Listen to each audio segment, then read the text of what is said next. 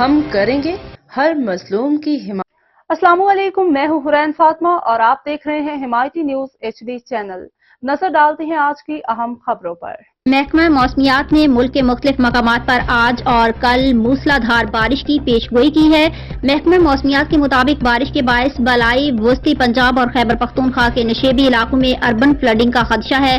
خیبر پختونخوا، مری، گلیات، کشمیر اور کوہ سلمان کے ندی نالوں میں طغیانی آ سکتی ہے۔ محکمہ موسمیات کے مطابق اسلام آباد کے چند مقامات پر بھی آج بارش کا امکان ہے۔ لاہور کے مختلف علاقوں میں ہلکی بارش اور کالی گھٹاؤں اور ہواؤں نے موسم خوشگوار بنا دیا۔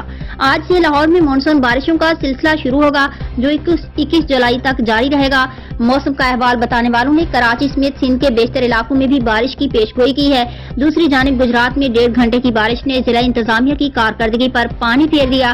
سڑکوں پر کئی فٹ پانی جمع، گھر بھی پانی کی نظر ہو گئے، چھت گرنے سے 2 بچے جاں بحق ہو گئے۔